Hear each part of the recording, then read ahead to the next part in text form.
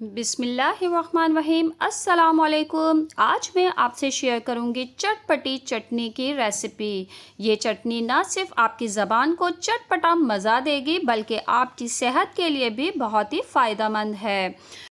तो आज हम बहुत ही कमाल की चटनी बनाएंगे। ये बहुत ही मुफीद चटनी है। वज़न कम करने के लिए, ब्लड प्रेशर, शुगर को कंट्रोल करने के लिए, पेट के तमाम मसाइल के लिए बेस्ट चटनी है।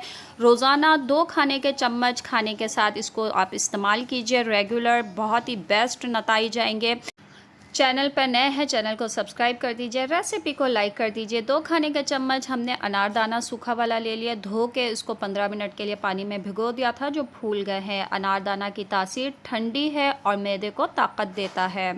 पुदीना आधी गड्डी ले ली है, ये पेट के साथ साथ मोटापे को कम करने के लिए और कोलेस्ट्रॉल को कंट्रोल में रखने के लिए बेस्ट है।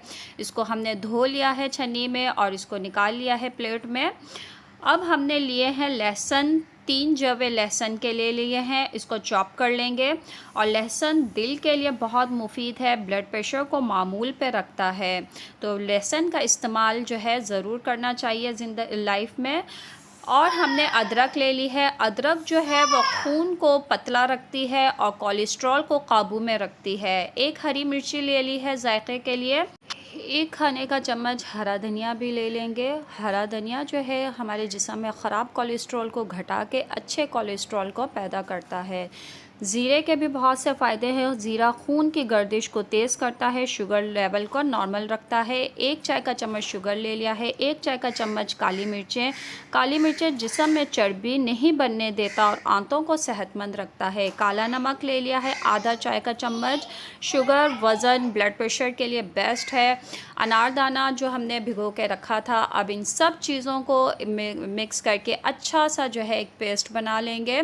ग्राइंडर में इसकी चटनी बना ली है, तो ये एक बहुत ही बेहतरीन हमारी सेहत के लिए जो है बेहतरीन चटनी तैयार है। इसको आपने 2 खाने के चम्मच खाने के साथ खाना है, तो जायके के साथ साथ और ज़बान के चटखारे और चटपटी होने के साथ साथ ये आपकी सेहत के लिए भी बहुत मुफीद है।